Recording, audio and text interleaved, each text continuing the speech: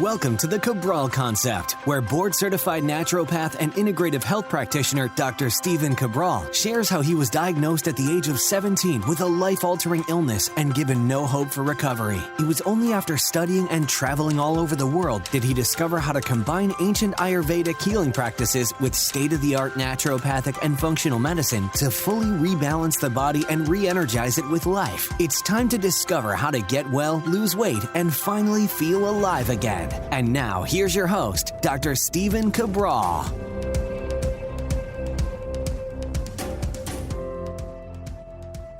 Welcome back, everyone. Part 2 today of our Cabral HouseCalls. Glad you could join me here today if you're listening in or watching live on Sunday. When the show debuts, every Saturday and Sunday, we answer 6 of our community's questions each day. And I'm excited to get back into it, answering your questions. So if you're new to the show, basically all of this is brand new to me. Each question that comes in, I've never seen it before. There's no prep time. What I do is I give you my honest answer from working in this field now for 25 years, seeing well over 250,000 one-on-one client appointments, overseeing my team. I've probably done 40,000 of those. My team, of course, has done the rest, and I help to oversee that team. So what I want to do is give you non-medical advice, right? Non-medical treatment plans, non-medical cures. What I want to do is help you figure out the root cause of why what ails you is ailing you. And then from there, we can begin to rebalance the body to a healthy state where dis-ease in the body cannot exist. So let's get started. First question today is from our friend Justin. Justin is saying, hey, Dr. Cabral, does cold weather make you sick? My mother is paranoid about her body being cold even when she's inside. And being out in the cold weather, she's even more paranoid. She's convinced cold weather will make her sick. I've looked this up and could not find anything on it. Thanks. All right, Justin, great question. Now, so keep in mind, not in India where it's warmer, but in traditional Chinese medicine, they were very concerned with coldness or dampness, especially in the north. And so what they would do is, I shouldn't say in the north, in traditional Chinese medicine in general, that this was a concern. So what I want to share with you is this. There is validity to this. So the cold in general, they're even finding now, and that this is actual new research, that consuming cold beverages weakens your digestion and may weaken your gut microbiome. Pretty interesting. Cold on your body is not that big a deal. Like, so let's say you do a cold plunge, a cold shower, a cryotherapy.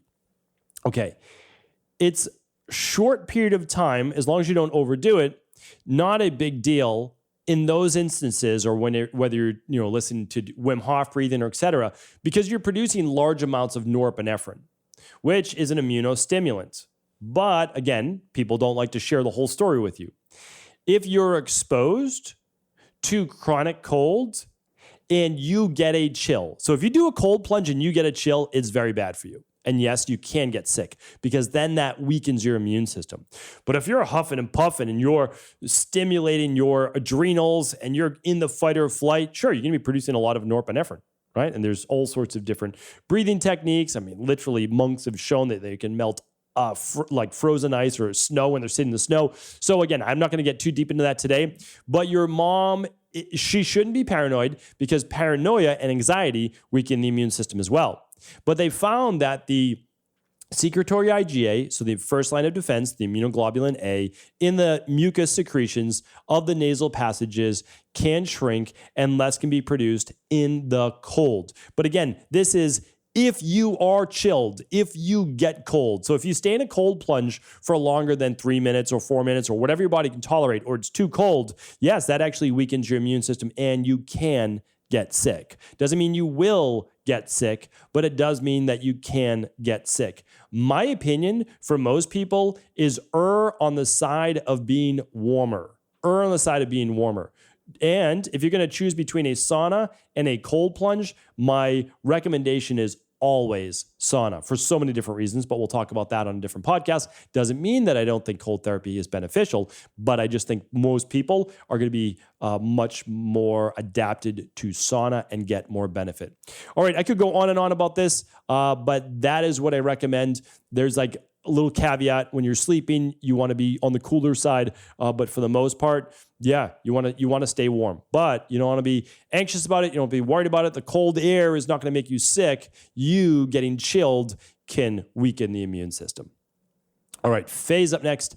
I'm curious, Dr. Cabral, you cured yourself of all your diseases. Doctors tell me mine is not reversible. I have exocrine pancreatic insufficiency. My pancreas is not producing the enzymes I need to digest fats, proteins, and carbs. I've done your labs and your protocols. However, I am going to have this continued bacterial overgrowth because of EPI. I'm taking a certain company's enzymes with all my meals. My pancreas is fine, not enlarged. My liver is fine. I still have gallbladder. I have no surgeries or diseases. I've done all the blood work, endoscopy, etc. I'm fine except for the EPI. My doctor said I was drinking more alcohol than I should have on a daily basis. It's been a few years now that I only have a few drinks on the weekends. I know I should have none. I've tried that with no change. My question is, can I heal my pancreas so that it makes its own enzymes that it needs? Otherwise, there's no point in doing anything more to get rid of the excess bacteria I have. It'll just keep coming back. I suffer with bloating and burping. These enzymes help, but I don't really want to take these pills the rest of my life if I don't have to. Thanks for your insight. Okay. Yeah, I completely understand where you're coming from. I mean, this is somewhat akin. I'm not going to say that it's exactly the same, but it's somewhat akin to your pancreas not producing the insulin that it would need in order to bring down blood sugar, right? So what I would say is that this is not a black and white discussion. Like, it's either binary, you're producing all of them or you're not. You're most likely producing some. Again, I'm not giving you a medical diagnosis, but it's to the degree we don't know. We don't know if these cells, because I don't have any of your labs. I don't know. I mean, it seems like you're a very healthy individual. So I don't know if your labs are showing that these pancreas-based cells that are going to help with enzymatic production and moving those enzymes to the duodenum, the small intestine, are permanently destroyed or not. I don't have the answer to that. So as of right now, like with type 1 diabetes, if those alpha cells of the pancreas are destroyed, you're most likely not going to be able to produce insulin, right? You're not going to be able to do that. Type 2 diabetes, different story, right? It's just a different story. You're not producing the amount that you should. That for sure is reversible, right? We know that. So I don't know exactly where you're at. So what I would say is this. I mean, it looks like you're doing absolutely fantastic. So I want to give a different frame of reference here, meaning that you do want to get rid of the bacteria. You want to balance your gut. I do know what you're saying. So for you, what enzymes are we short on? And then can you be taking those? If you're a healthy human being, by simply taking pancreatic enzymes with each meal, then I know that this is maybe not what you want to hear, but I just want to share this with people. It may not be a bad trade-off, right? And again, because I don't know where you're at, but if this is permanent, but you can be a completely healthy individual by using these enzymes, then that's what we have to do. Like, again, I'm always here for you, and I always want to answer your questions, and I want to give you the answer that you're looking for. And I hope that maybe this is reversible, but I don't know because I just have not seen any of your labs. So my question is, though, but if you can be a healthy individual, rebalance your gut, continue to take these pancreatic enzymes the same way that somebody without a gallbladder may continue to take ox bile, right, for their life, then I think we should look into that. I think you may also want to look into overall digestive enzymes. You might want to look at using ginger tea. You might want to look at maybe a little apple cider vinegar as a digestive aid with a meal if that doesn't bother histamine-based issues. You might want to use digestive bitters. Like, any one of these can work. So what I'd say is, sometimes we're dealt a hand that isn't always the best. We just have to make our best of it. Like, I still have in my genes mastocytosis, right? I still have mast cell issues in my body. They can create lots of inflammation. So for me, I can't go wild with eating high histamine foods, right? I'm fixed. I'm cured. There's no more issues with me. But I still can't go wild because it's still deep in my genes. So I just want to state that for everybody is that we don't always have carte blanche to do whatever we want in life with our body. But once we learn how to live with our body, we can live a pretty happy, healthy life. And so Hopefully that's helpful. I don't know if it's the answer you were looking for, but at this moment in time, at least, it's the answer that came to me. All right, Kenny's up next. Kenny says, "Hi, Dr. Brawl. A friend sent me an article saying that there's health risks to taking melatonin. I take it at least 5 nights a week, and I know in the past you've spoken very highly of melatonin and its safety. Here's a link to the article. It's CNN, so I am very skeptical already. Looking forward to hearing your thoughts." All right, Kenny, I know of all the different many articles talking about melatonin and talking about sleep aids in general. The problem is this. These studies are showing oftentimes rat-based studies where they're giving the rats high dosages of melatonin. And the high dosages of melatonin would be equivalent to like 30, 50 plus milligrams a day of melatonin. I know that you listened to my podcast before, so you know my philosophy on nutritional supplements in general. We're using less than the human body would typically get on a daily basis, so that all we are doing is supplementing what the body may no longer be producing. So for example, let's say you didn't use melatonin and your cortisol levels continue to stay high and it took you 2 to 3 hours to fall to sleep at night. And because of that, you only got 5 hours of sleep at night. What would be better, in my opinion, is to get 8 hours of sleep with very low dose melatonin, because you know I only recommend low dose melatonin, than to get 5 hours of sleep, which has a much greater chance of leading to dementia, Alzheimer's, etc., because of extended levels of high cortisol. So I have something called a sleep help protocol. You can start with magnesium first. You can start with adrenal soothe first. And then if that doesn't work, then you can do low dose, non-groggy liquid melatonin, which is exactly what I do. So it's such a low dose. It's literally as low as you want it to be because it's liquid. So you can use it in dropper form. I like to use 2.5 milligrams basically every night for myself. And the difference is dramatic in my sleep. It is absolutely dramatic. Will I use 10 milligrams a day? No.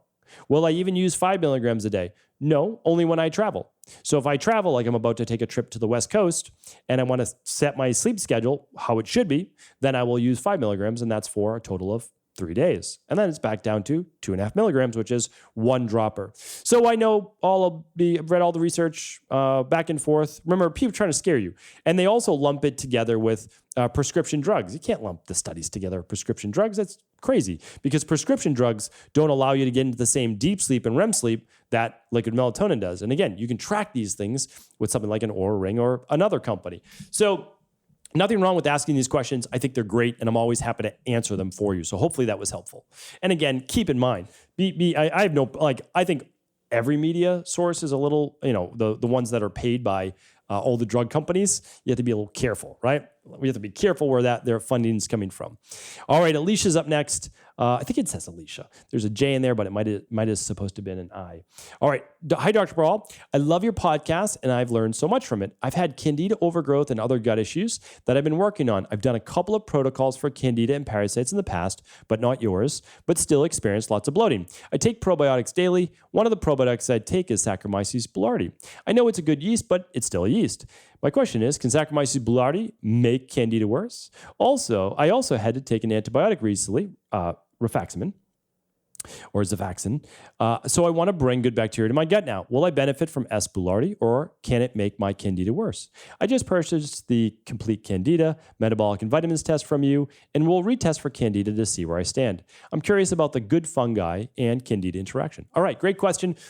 Really, for anybody who wants to fix their digestion, I have a course at stephencabral.com/courses, and these are called Health Results Accelerators. So what I do is I condensed years of you reading dozens of books into a 4.5-hour course. Totally optional if you want to take it. Then I have all sorts of digestive-based podcasts that you can find at stephencabral.com/podcast by scrolling right through. The problem is a lot of people have done a lot of different things for their gut. So had I for like a decade.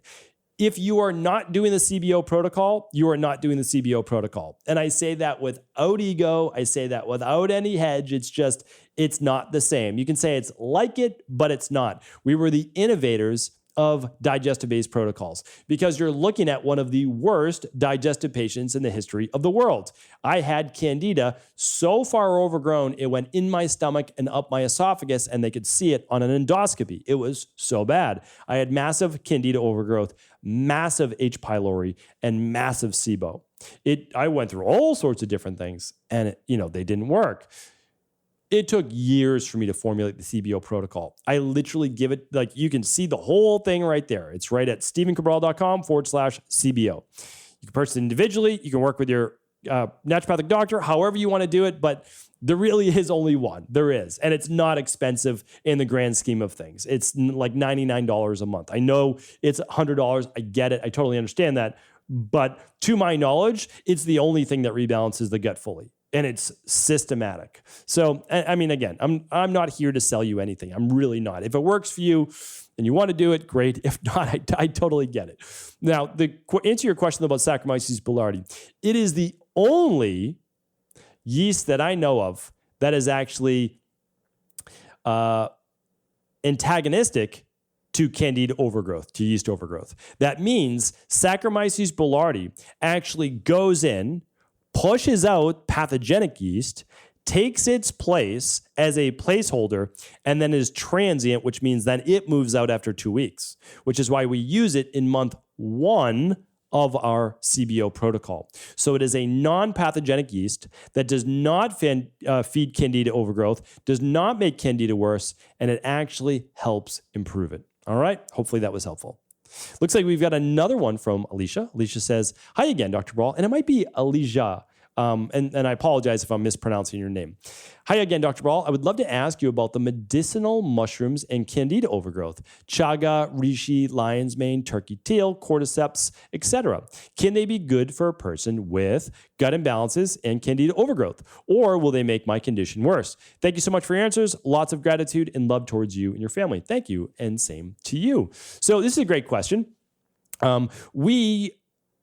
So you're running the Candida Metabolic and Vitamins Test, which is fantastic. That's the #1 lab to figure out your Candida overgrowth. So you're going to get all of this from your health coach, by the way. But we have a product called Daily Mushroom Immune Support. It's an amazing product. It is a loaded product. Like, we're talking about real clinical dosages of medicinal mushrooms.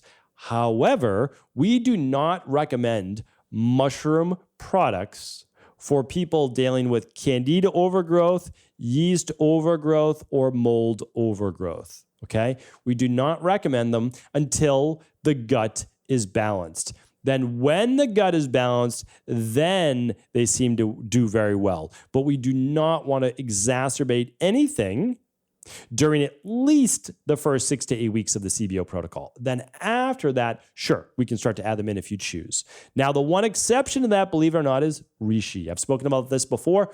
Reishi mushroom actually seems to have benefits even for those with candida overgrowth or mold overgrowth, mainly because of its immunomodulating potential. And again, have to give a disclaimer, no medical advice, right? No medical treatment plans here are being given.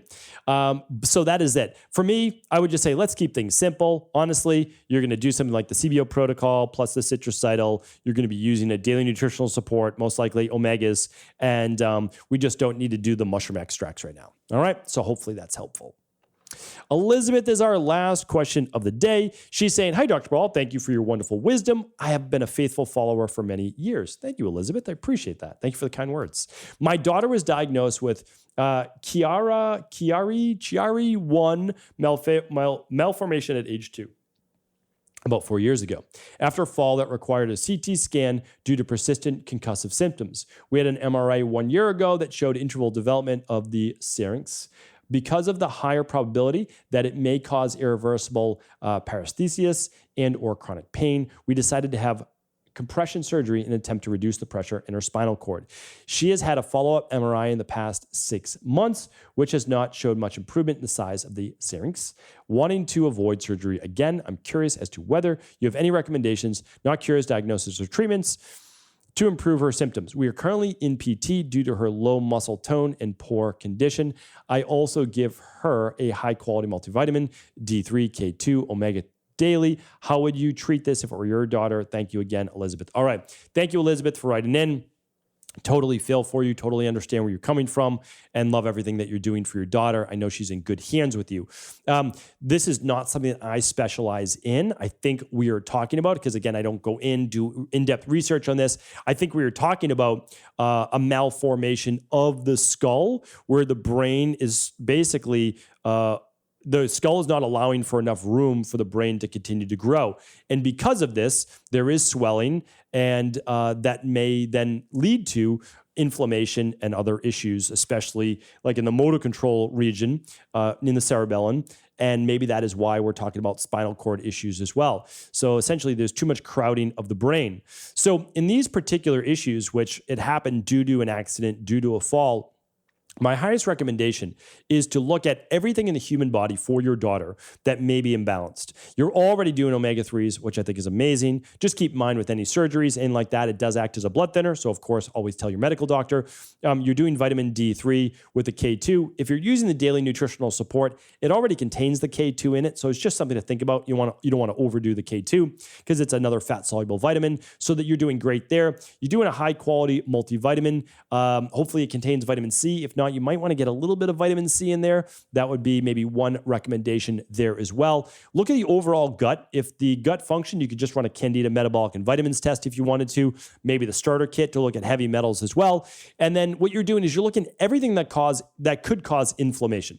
So my goal, if I were helping you, which I am, but again, non-medically, as we just said, it would be to look at all the causes of inflammation in the body that could lead to systemic inflammation, which could then be brain inflammation as well. So you're going to work with your natural health team, and you're going to work with your medical doctor specialist, and that will absolutely be the best way to give your daughter everything that she needs. And I have no doubt she's going to do great. She's in great hands with you. Keep making sure that you're always, questioning everything, but not being obviously rude or anything like that to any of the doctors, but you're just making sure that you're always seeking out second opinions, that this is the right thing for you, your family, your daughter. And I know that you're both going to do great. So thank you, Elizabeth, for writing in. Thank you, everyone. I appreciate you, appreciate your time, appreciate your support. Thank you so much. And I'll be back tomorrow with another episode of our Mindset and Motivation Monday. Don't miss it. I want to sincerely thank you for your support of this podcast. I couldn't do it without you, and I mean that. I truly do. I also want to make sure you knew that we now have multiple ways for you to find your answers to the most difficult health, wellness, weight loss, and anti-aging questions. You can find podcast-specific topics like thyroid, adrenal, hormones, sleep, digestion, Ayurveda, and many more at stevencabral.com/podcasts that will then link you to your favorite Apple, Spotify, and other podcast players. Plus, all new podcasts and weekly exclusive video content is being added to our YouTube channel at youtube.com/Steven Cabral. And that's Steven with a PH. Head on over and subscribe so that you don't miss any of the exclusive content. Lastly, if you've ever found any of my podcasts or books to be helpful, I would really appreciate it if you could leave a review on iTunes or your favorite media player for the podcast. Rating and subscribing to the YouTube and podcast allow me to reach more and more people and help spread my mission of healing throughout the world. Thank you again for being a part of this movement.